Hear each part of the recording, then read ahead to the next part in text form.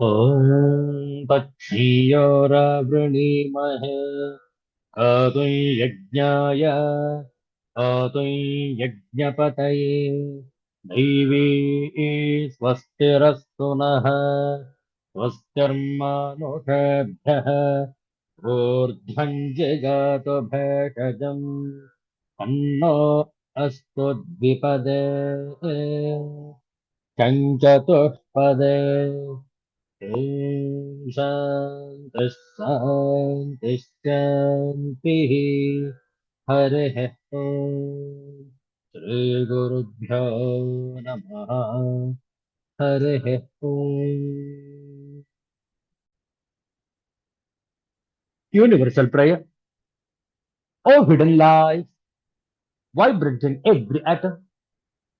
O hidden light, shining in every creature. O hidden love, embracing all in oneness. May each who feels himself as one with thee know he is also one with every other. Om Shanti Shanti Shanti.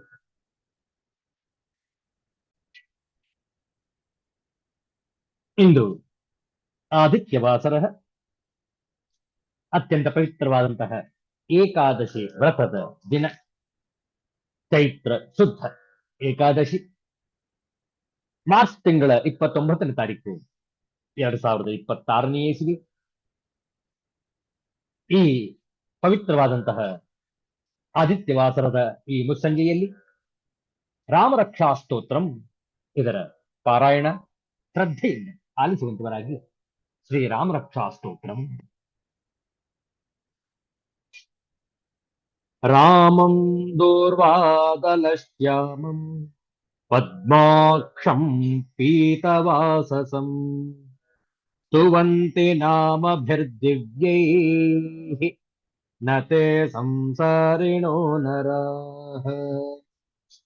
ರಾಮಂ ಲಕ್ಷ್ಮಣಪೂರ್ವಜಂ ರಘುವರಂ ಸೀತಾಪತಿಂ ಸುಂದರಂ ಕಾಕುಸ್ಥಂ ಕರುಣಾರ್ಣವಂ ಗುಣನಿಧಿಂ ವಿಪ್ರಪ್ರಿಯಂ ಧಾರ್ಮಿಕಂ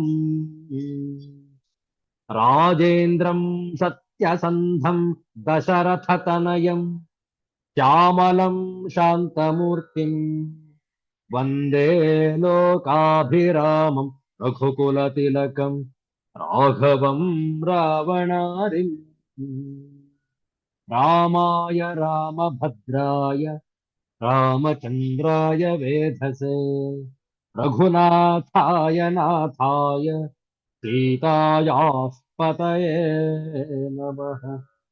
ಶ್ರೀರಾಮ ರಾಮ ರಘುನಂದನ ರಾಮ ರಾಮ ಶ್ರೀರಾಮ ರಾಮ ಭರತಾಗ್ರಜ ರಾಮ ರಾಮ ಶ್ರೀರಾಮ ರಾಮ ರಣಕರ್ಕಶ ರಾಮ ರಾಮ ಶ್ರೀರಾಮ ರಾಮ ಶರಣಂ ಭವ ರಾಮ ರಾಮ.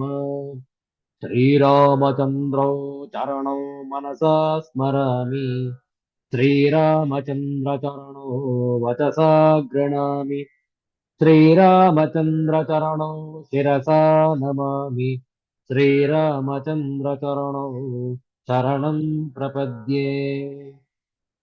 ಮಾತಾ ರಾಮೋ ಮತ್ಪಿತಾ ರಾಮಚಂದ್ರಃ ಸ್ವಾಮಿ ರಾಮೋ ಮತ್ಸಖಾ ರಾಮಚಂದ್ರಃ ಸರ್ವಸ್ವಂ ಮೇ ರಾಮಚಂದ್ರೋ ದಯಾಲುಃ ನಾನ್ಯಂ ಜಾನೆ ನೈವ ಜಾನೆ ನ ಜಾನೆ.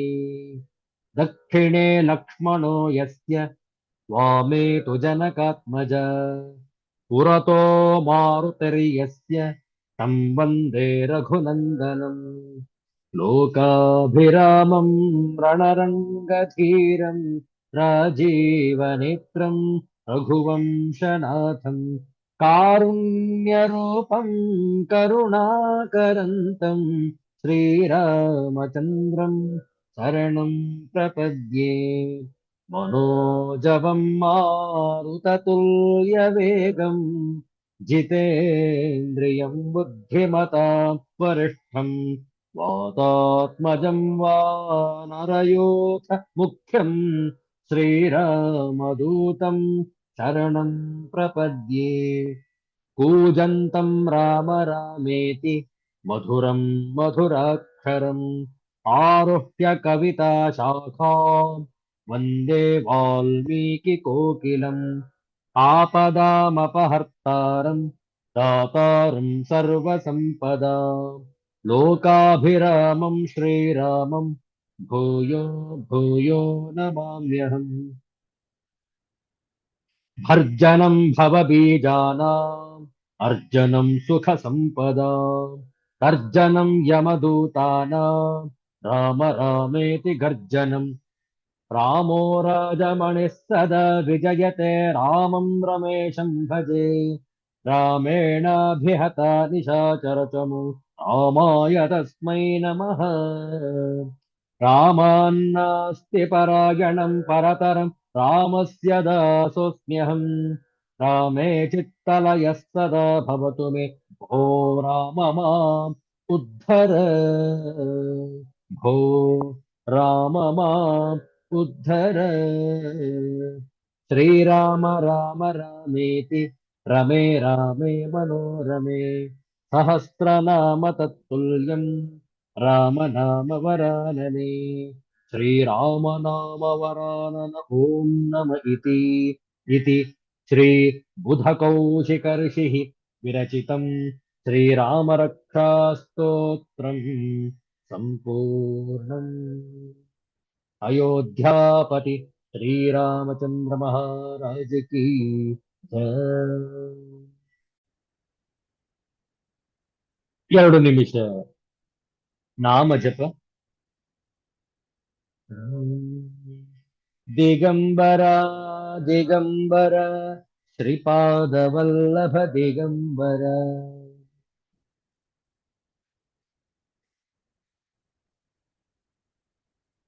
ದಿಗಂಬರ ದಿಗಂಬರ ಶ್ರೀಪಾದವಲ್ಲಭ ದಿಗಂಬರ.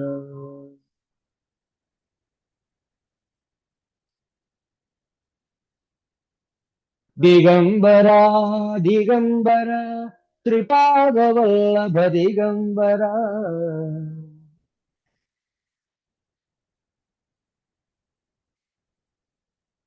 ಬ್ರಹ್ಮ ವಿಷ್ಣು ಮಹೇಶ್ವರ ಶ್ರೀಪಾದವಲ್ಲಭ ದಿಗಂಬರ.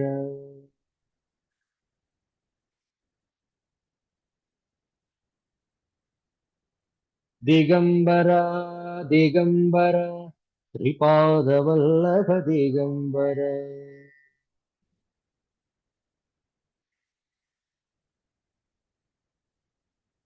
ದಿಗಂಬರ ದಿಗಂಬರ ಶ್ರೀಪಾದವಲ್ಲಭ ದಿಗಂಬರ.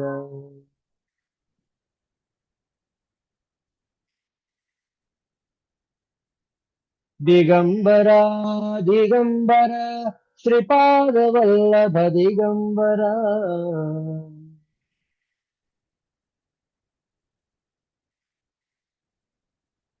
ಬ್ರಹ್ಮ ವಿಷ್ಣು ಮಹೇಶ್ವರ ಶ್ರೀಪಾದವಲ್ಲಭ ದಿಗಂಬರ.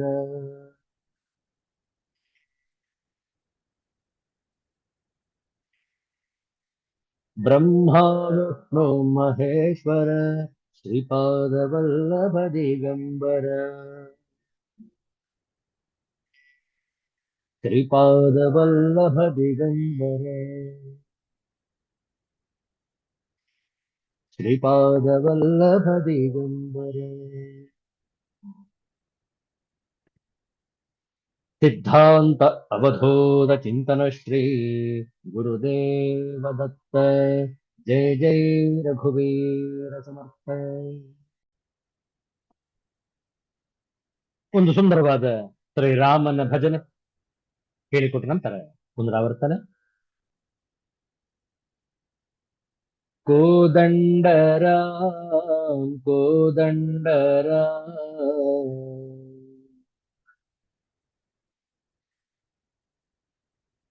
ಕೋದಂಡರಾಮ ಪಾಹಿ ಕೋದಂಡರಾಮ.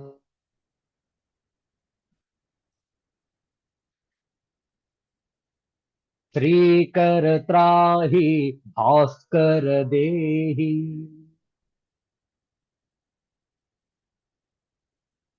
लोकेश पाहि सद्गुणदेहि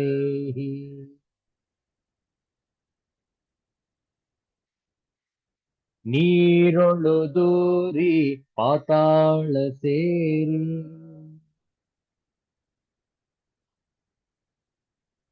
ತಮ್ಮನೊಳು ಹೋರಿದ ಮತ್ಸ್ಯಾವತಾರಿ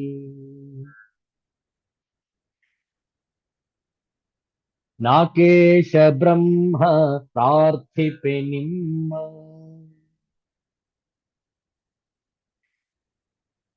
ಆದಿಲಿ ಕೂರ್ಮ ಪಾಲಿಸು ನಮ್ಮ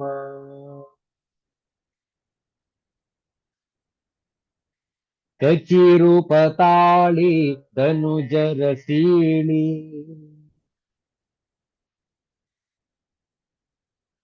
ಹರೆಯನ್ನಾಳಿದ ಪರಮ ಕೃಪಾಳಿ ನರಹರಿ ರೂಪ ತಾಳಿ ಪ್ರತಾಪ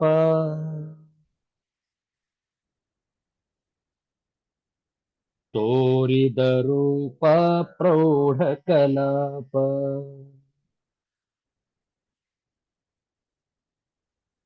ಬಲಿಯನ್ನು ಕುಟ್ಟಿ ಹೃದಯವ ಮೆಟ್ಟಿ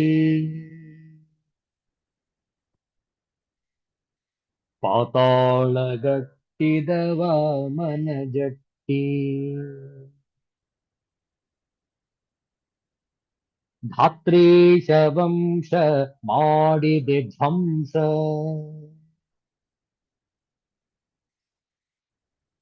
ಮುನಿಕುಲ ಹಂಸ ಸತ್ಯ ಪ್ರಶಂಸ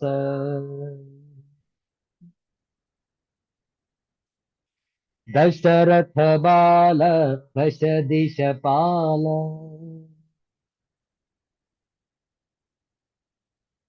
ದಶಮುಖ ಕಾಲ ದೇಶಾನುಕೂಲ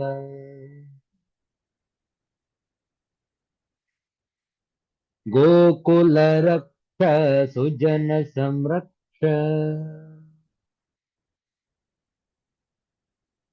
ಮಾತುಳ ಶಿಕ್ಷ ಕಂಜದಳಾಕ್ಷ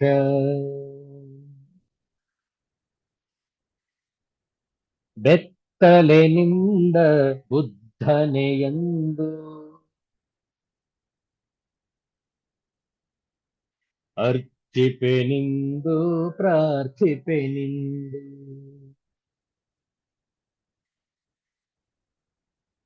ಕಲ್ಕ್ಯಾವತಾರ ಕಲಿಮನ ದೂರ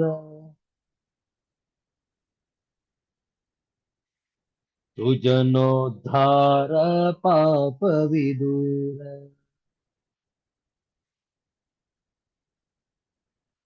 ಸಾಗರವಾಸ ನಾಗಮುಖೇಶ ನುಡಿಸಿದ ಭಾಷಾ ಭಜನ ವಿಶೇಷ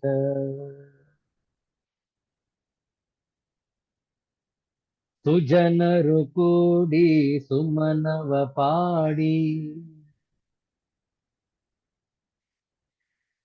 ಭಜಿಸುತ್ತಲಾಡಿ ಜಗದಿ ಕೊಂಡಾಡಿ ಶ್ರೀ ಗುರು ಮೂಲ ಚಿತಾನುಕೂಲ ಭುವನಿ ಕಪಾಲ ಸದ್ಗುಣಶೀಲ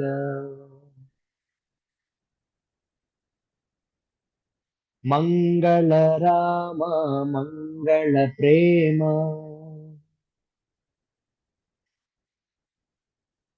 ಮಂಗಳಧಾಮ ಜಗದಿನಿ ಸೀಮಾ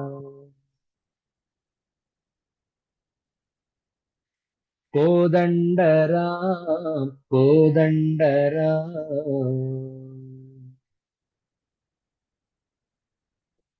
ಕೋದಂಡರಾಮ ಪಾಹಿ ಕೋದಂಡರಾಮ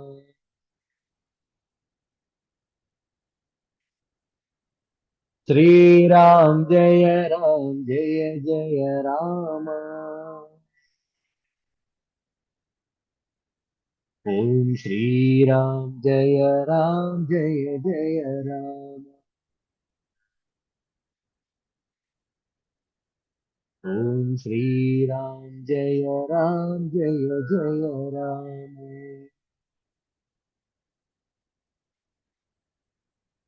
अयोध्यापति श्री रामचंद्र महाराज की जय।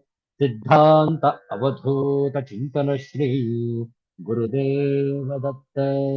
जय जय रघुवीर समर्थ श्री सद्गुरुनाथ महाराज की जय। हर हर नमः पार्वती पतये। हर हर महादेव ಶಂಭೋ. ಶ್ರೀಮದ್ ಭಗವದ್ಗೀತೆಯ 17ನೆಯ ಅಧ್ಯಾಯ ಪ್ರಾರಂಭದಲ್ಲಿ ಕೆಲವು ಶ್ಲೋಕಗಳು ಪಾರಾಯಣ ಹೇಳಿಕೊಟ್ಟ ನಂತರ ಪುನರಾವರ್ತನೆ. ಓಂ ಶ್ರೀ ಪರಮಾತ್ಮನೇ ನಮಃ.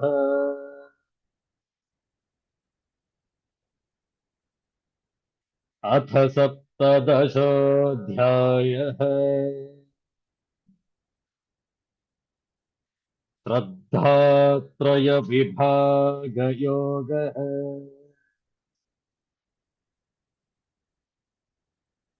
श्रीभगवानुवाच आहारस्त्वपि सर्वस्य त्रिविधो भवति प्रियः। यज्ञस्तपस्तथा दानम् तेषां भेदमिमं शृणु।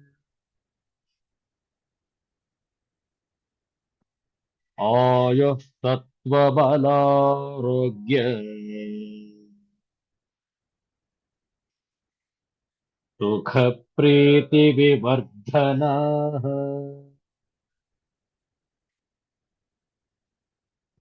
रस्या स्निग्धा स्थिर हृद्याः।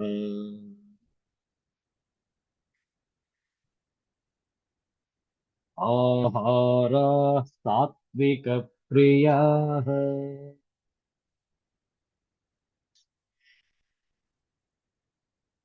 कट्वं ललवणात्युष्ण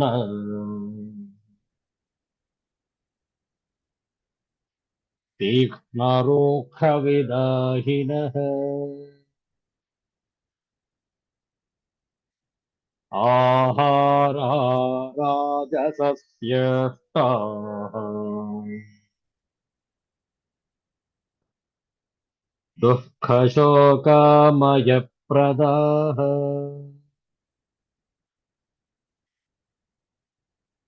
यातयामं गतरसम् पूतिपर्युषितं च यत्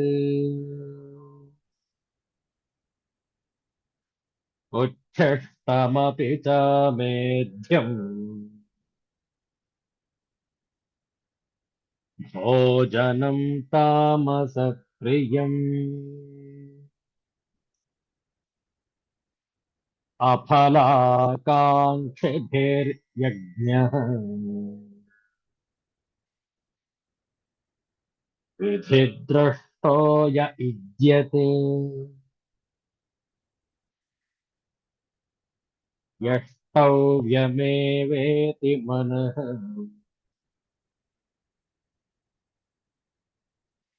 समाधाय च सात्विकः।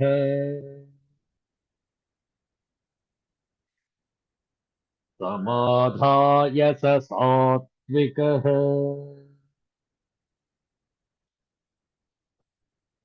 ॐ शान्तिः शान्तिः शान्तिः। हरिः ॐ श्रीगुरुभ्यो नमः। हरिः ॐ. ಶಾಸ್ತ್ರೋಕ್ತವಾಗಿ ನಿಯಮಿಸಲ್ಪಟ್ಟು ಮಾಡಲೇಬೇಕಾದ ಕರ್ತವ್ಯವಾಗಿದೆ ಎಂಬುದಾಗಿ ಮನಸ್ಸನ್ನು ದೃಢಪಡಿಸಿಕೊಂಡು ಫಲಾಪೇಕ್ಷೆ ಇಲ್ಲದೆ ಇರುವಂತಹ ವ್ಯಕ್ತಿಯಿಂದ ಯಾವ ಯಜ್ಞ ಮಾಡಲ್ಪಡುವುದೋ ಅದು ಸಾತ್ವಿಕ ಸಾತ್ವಿಕ ಯಜ್ಞವಾಗಿದೆ. ಆದ್ರಿಂದ ಹೋಮ ಹವನಾದಿಗಳನ್ನು ಮಾಡುವಾಗ, ಯಜ್ಞ ಕಾರ್ಯಗಳನ್ನು ಮಾಡುವಾಗ ಯಾವ ಮಂತ್ರವನ್ನು ಹೇಳಲಿ ಅದಕ್ಕೆ ಪರ್ಯಾಯವಾಗಿ ಮತ್ತೊಂದು ಮಂತ್ರವನ್ನು ಹೇಳಿ, ಇದು ನನಗಾಗಿ ಅಲ್ಲ, ಆ ನಿತ್ಯ ನೈಮಿತ್ತಿಕ ಕರ್ಮಗಳಿಗೋಸ್ಕರವಾಗಿಯೇ ನಾನು ಈ ಯಜ್ಞ ಕಾರ್ಯಗಳನ್ನು ಮಾಡ್ತಾ ಇದ್ದೇನೆ. ಕಾರಣ ಇದು ನನ್ನ ಕರ್ತವ್ಯವಾಗಿದೆ. ಆದರೆ ನನಗಾಗಿ ನಾನು ಏನನ್ನೂ ಕೂಡ ಬೇಡಿಕೊಳ್ಳಲು ಈ ಯಜ್ಞ ಕಾರ್ಯವನ್ನು ಮಾಡುತ್ತಿಲ್ಲ. ಈ ರೀತಿಯಾದಂತಹ ಮನೋಭಾವನೆ ಉಳ್ಳವರೇ ತಾತ್ವಿಕ ಯಜ್ಞಗಳನ್ನು ಮಾಡಬಹುದು. ಓಂ ಅಗ್ನಯೇ ಸ್ವಹ, ಅಗ್ನಯೇ ಇದನ್ನ ಮಮ, ವರುಣಾಯ ಸ್ವಹ, ವರುಣಾಯ ಇದನ್ನ ಮಮ, ವಾಯವೇ ಸ್ವಹ, ವಾಯವೇ ಇದನ್ನ ಮಮ. ನೋಡಿ, ವಾಯು, ಅಗ್ನಿ, ಇಂದ್ರ ಎಲ್ಲ ದೇವತೆಗಳನ್ನು ಆವಾಹಿಸಿ ಯಜ್ಞಗಳನ್ನು ಹವಿಸ್ಸನ್ನು ಹಾಕುವಾಗ ಯಜ್ಞದಲ್ಲಿ, ಯಜ್ಞಕುಂಡದಲ್ಲಿ ನಾವು ಹೇಳೋದು ಇದು ಆ ದೇವತೆಗೆ ಮೀಸಲಾಗಿರುವಂತಹ ಮಂತ್ರ. ಹವಿಸ್ಸು ಇದನ್ನ ಮಮ, ಇದು ನನಗಾಗಿ ಅಲ್ಲ. ಆ ರೀತಿಯಾದಂತಹ ಫಲಾಪೇಕ್ಷೆ ಇಲ್ಲದೆ ಯಾವ ವ್ಯಕ್ತಿಯು ಈ ಯಜ್ಞವನ್ನು ಮಾಡುತ್ತಾನೆಯೋ ಅವನು ಸಾತ್ವಿಕ ಪುರುಷ. ಆ ಯಜ್ಞವು ಸಾತ್ವಿಕ ಯಜ್ಞ ಎನ್ನಿಸಿಕೊಳ್ಳುವುದು. ಆಹಾರದಲ್ಲಿ 3 ಬಗೆ ನೋಡಿದ್ದೇವೆ. ಈಗ ಯಜ್ಞದಲ್ಲೂ ಕೂಡ 3 ಬಗೆ ಇದೆ: ಸಾತ್ವಿಕ, ರಾಜಸಿಕ, ತಾಮಸಿಕ. ಸಾತ್ವಿಕ ಯಜ್ಞವನ್ನ ಈಗಷ್ಟೇ ವಿಚಾರ ಮಾಡಿದ್ದೇವೆ. ಫಲಾಪೇಕ್ಷೆ ಇಲ್ಲದೆ ಮನಸ್ಸನ್ನು ಚೆನ್ನಾಗಿ ನಿಗ್ರಹಿಸಿ ಶಾಂತ ಚಿತ್ತದಿಂದ ಮಾಡಬೇಕಾದುದು ತನ್ನ ಕರ್ತವ್ಯ ಎಂಬ ನಿಶ್ಚಯ ಬುದ್ಧಿಯಿಂದ ತನ್ನ ಸಾಮರ್ಥ್ಯಕ್ಕೆ ಅನುಸಾರವಾಗಿ, ಶಾಸ್ತ್ರವಿಧಿಯ ಅನುಸಾರವಾಗಿ ಫಲೇಚ್ಛಾರಹಿತರಾದ ಮನುಷ್ಯರಿಂದ ಮಾಡಲ್ಪಡುವ ಹೋಮ, ಹವನ, ಯಜ್ಞ ಕಾರ್ಯಗಳು ಮುಂತಾದವುಗಳು ಸಾತ್ವಿಕವಾಗಿವೆ. ಈಗ ರಾಜಸ ಯಜ್ಞ ಹೇಗಿರುತ್ತೆ ನೋಡಿ, 12ನೇ ಶ್ಲೋಕ. ಅಭಿಸಂಧಾಯತು ಫಲಂ ದಂಭಾರ್ಥಮಪಿ ಚೈವ ಯತ್ ಯುಜ್ಯತೆ ಭರತಶ್ರೇಷ್ಠ ಸಂಯಜ್ಞಂ ವಿದ್ಧಿ ರಾಜಸಂ. ಅಭಿಸಂಧಾಯತು ಫಲಂ ದಂಭಾರ್ಥಮಪಿ ಚೈವ ಯತ್ ಯುಜ್ಯತೆ ಭರತಶ್ರೇಷ್ಠ संयज्ञं विद्धि राजसम.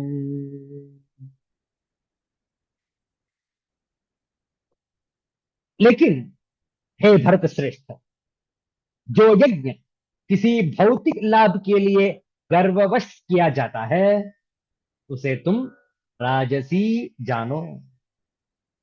But that sacrifice performed for some material end or benefit or performed ostentatiously out of pride is of the nature of passion, chief of the Bharatas. अभिसंधाय तु फलम दंभार्थम अपि च एव यत् युज्यते भरतश्रेष्ठ तम यज्ञं विद्धि राजसं. ಅನ್ವಯಾರ್ಥ ನೋಡಿಕೊಳ್ಳಿ. ತು ಆದರೆ ಭರತಶ್ರೇಷ್ಠ, ಹೇ ಭರತಶ್ರೇಷ್ಠ, ಹೇ ಅರ್ಜುನ, ಎಲೆ ಅರ್ಜುನ, ಯತ್ ದಂಭಾರ್ಥಂ ಯಾವುದನ್ನು ಕೇವಲ ದಂಭಾಚಾರ, ಯತ್ ದಂಭಾರ್ಥಂ ಏವಚ ಯಾವುದನ್ನು ಕೇವಲ ದಂಭಾಚಾರಕ್ಕಾಗಿಯೋ ಅಥವಾ ಫಲಂ ಅಪಿ ಅಭಿಸಂಧಾಯ ಫಲವನ್ನೂ ಸಹ ಉದ್ದೇಶವಾಗಿಟ್ಟುಕೊಂಡು ಯುಜ್ಯತೆ ಯಾವ ಯಜ್ಞವನ್ನು ಮಾಡಲಾಗುವುದೋ ತಂ ಯಜ್ಞಂ ರಾಜಸಂ ವಿಧಿ ಆ ಯಜ್ಞವನ್ನು ರಾಜಸ ಎಂದು ತಿಳಿದಿತ್ತು. ಆದರೆ ಎಲೆ ಅರ್ಜುನ, ಕೇವಲ ದಂಭಾಚಾರಕ್ಕಾಗಿಯೋ ಅಥವಾ ಫಲವನ್ನು ಪಡೆಯುವ ಉದ್ದೇಶ ಬಿಟ್ಟುಕೊಂಡು ಮಾಡಲಾಗುವ ಯಜ್ಞವನ್ನು ನೀನು ರಾಜಸವೆಂದು ತಿಳಿ. ನೋಡಿ, ರಾಜಸಿಕ ಯಜ್ಞ ಹೇಗಿದೆ. ಈ ಅರ್ಜುನ, ಫಲಾಪೇಕ್ಷೆಯಿಂದ ಅಥವಾ ಯಜ್ಞ ಕರ್ಮಗಳಲ್ಲಿ ನಿಷ್ಠೆ ಇಲ್ಲದಿದ್ದರೂ ಸಹ ಯಜ್ಞ ನಿಷ್ಠನೆಂದು ತೋರ್ಪಡಿಸಿಕೊಳ್ಳಲು ದಂಭಾಚಾರದಿಂದ ಮಾಡಲ್ಪಡುವ ಸಮಸ್ತ ಯಜ್ಞಗಳನ್ನು ರಾಜಸ ಎಂದು ತಿಳಿದುಕೋ. ನೋಡುವ ಈ ಶ್ಲೋಕದ ಶಾಂಕರ ಭಾಷ್ಯ. ಅಭಿಸಂಧಾಯತು ಉದ್ದಿಶ್ಯ ಫಲಂ ಕಂಬಾರ್ಥಮಪಿ ಚೈವಯತ್ ಯುಜ್ಯತೆ ಭರತಶ್ರೇಷ್ಠ ತಂ ಯಜ್ಞಂ ವಿಧಿ ರಾಜಸಂ. ಆದರೆ ಫಲವನ್ನು ಮನಸ್ಸಲ್ಲಿಟ್ಟುಕೊಂಡು ಅದಕ್ಕಾಗಿಯೋ ದಂಭಕ್ಕಾಗಿಯೋ ಯಾವುದು ಮಾಡಲ್ಪಡುವುದೋ, ತಲೆ ಭರತಶ್ರೇಷ್ಠನೇ, ಆ ಯಜ್ಞವನ್ನು ರಾಜಸವೆಂದು ತಿಳಿ. ಅಧಿಕಾಂಶ ಜನ ಈ ರಾಜಸಿಕ ಯಜ್ಞವನ್ನೇ ಮಾಡೋದು. ಬಹುಶಃ ಅದನ್ನು ಹೇಳಿಕೊಳ್ಳೋದಿಲ್ಲ, ಆದರೆ ಪ್ರತಿಯೊಬ್ಬರು ಕೂಡ ಅಧಿಕಾಂಶ ಜನ ಸಾತ್ವಿಕ ಯಜ್ಞ ಮಾಡುವಂತೂ ಅತ್ಯಂತ ವಿರಳ ಜನ. ಆದರೆ ಅಧಿಕಾಂಶ ಜನ ಮಾಡುವಂಥದ್ದೇ ಈ ರಾಜಸಿಕ ಯಜ್ಞ. ಕಾರಣ, ಯಾವುದೋ ಒಂದು ಫಲವನ್ನ ಉದ್ದೇಶವಾಗಿಟ್ಟುಕೊಂಡೇ ಯಜ್ಞ ಕಾರ್ಯವನ್ನು ಮಾಡುತ್ತಾರೆ. ಆದ್ದರಿಂದ ಇದು ರಾಜಸಿಕ ಯಜ್ಞ ಎನ್ನಿಸಿಕೊಳ್ಳುವುದು. For ostentation there are others in the world who act ever so vigorously, not necessarily for gaining any predetermined goal, but merely for satisfying their vanity by exhibiting their wealth or knowledge. ದಂಭಾಚಾರ ಅಥವಾ ದಂಭಾಚಾರ ಕೇವಲ ಏನ್ ಶ್ರದ್ಧೆ ಇಲ್ಲ ಮಾಡಲಿಕ್ಕೆ, ಆದ್ರೆ ತೋರ್ಪಡಿಸ್ಕೊಳ್ತಾ ಇರ್ತಾರೆ. ಶ್ರದ್ಧೆ ಇದೆ, ಮಾಡ್ತಾ ಇದ್ದೀವಿ, ಹಣವನ್ನು ಖರ್ಚು ಮಾಡ್ತಾ ಇದ್ದೇವೆ, ಇಷ್ಟೊಂದು ಲಕ್ಷಗಳನ್ನು ಖರ್ಚು ಮಾಡಿ ಈ ಯಜ್ಞವನ್ನು ಮಾಡ್ತಾ ಇದ್ದೇವೆ ಎಂದು ತೋರ್ಪಡಿಸ್ಕೊಳ್ತಾರೆ. ತೋರಿಕೆಗಾಗಿ ಮಾತ್ರ, merely satisfying for their vanity by exhibiting their wealth or knowledge, thus proving themselves to be the show of society. Ordinarily, there are many who work in the world and make such sacrifices. These do not constitute divine acts, nor can they ever be expected to yield a reward of cheerfulness or inner peace. Such sacrifices, undertaken by men who are anxious to reach a particular goal and who work for satisfying their vanity in the community, are to be understood as rajasic. ಅದರಿಂದ ನಾವು ರಾಜಸಿಕ ಯಜ್ಞಗಳನ್ನು ಮಾಡಬಾರದು, ಸಾತ್ವಿಕ ಯಜ್ಞಗಳನ್ನ ಆಚರಿಸತಕ್ಕದ್ದು. ಕಿಡಿ ಸಣ್ಣದನು ಮೇಲೆ ಬಿದ್ದ ಕೊರಡಾರಿಪುದು, ತುಡುವುದ ಕಿಡಿಯುರಿಯ ಮೂರು ಕೊರಡುಗಳ. ಹುಡುಗಿ ನಿನ್ನಾತ್ಮವಿದೆ, ಹುಡುಗಿ ನಿನ್ನಾತ್ಮವಿರೆ, ಬಿಡು ಹೆಗ್ಗಲಸಗಳನ್ನು ತೊಡಗಾತ್ಮ ಬಲಿ ತಂದು ಮಂಕುತಿಮ್ಮ. ತೊಡಗಾತ್ಮ ಬಲಿ ತಂದು ಮಂಕುತಿಮ್ಮ, ಮಂಕುತಿಮ್ಮ.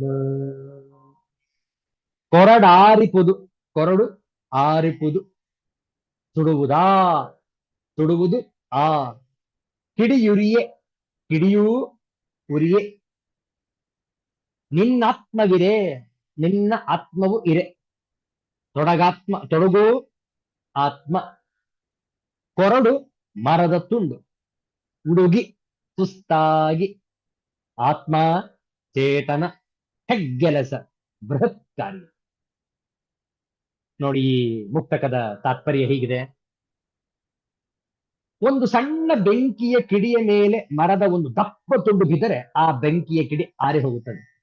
ಆದರೆ ಆ ಕಿಡಿ ಆರದೆ ಹಾಗೆ ಉರಿದರೆ ಅಂತಹ ನೂರಾರು ಮರದ ತುಂಡುಗಳನ್ನು ಸುಟ್ಟು ಕರಕಲಾಗಿಸುವ ಶಕ್ತಿಯನ್ನು ಹೊಂದಿರುತ್ತದೆ. ಹಾಗಾಗಿ ನಿನ್ನ ಆತ್ಮಶಕ್ತಿ, ಧೈರ್ಯ ಎಲ್ಲವೂ ಅಡಗಿರುವಾಗ ಸುಮ್ಮನಿರು, ಮತ್ತು ನಿನಗೆ ಶಕ್ತಿ ಬಲ ಬಂದು ಆತ್ಮಸ್ಥೈರ್ಯ ಕೂಡಿದಾಗ ಬೃಹತ್ ಕಾರ್ಯಗಳನ್ನು ಕೈಗೊಳ್ಳು ಎಂದು ಒಂದು ವಿವೇಚನೆಯ ಮಾತನ್ನು ನಮಗೆ ಹೇಳಿದ್ದಾರೆ ಮಾನ್ಯ ಗುಂಡಪ್ಪನವರು ನಮಗೆ ಈ ಮುಕ್ತಕದಲ್ಲಿ. When a log falls over a spark, it kills the spark. But if the same spark goes into a fire, it consumes hundreds of such logs.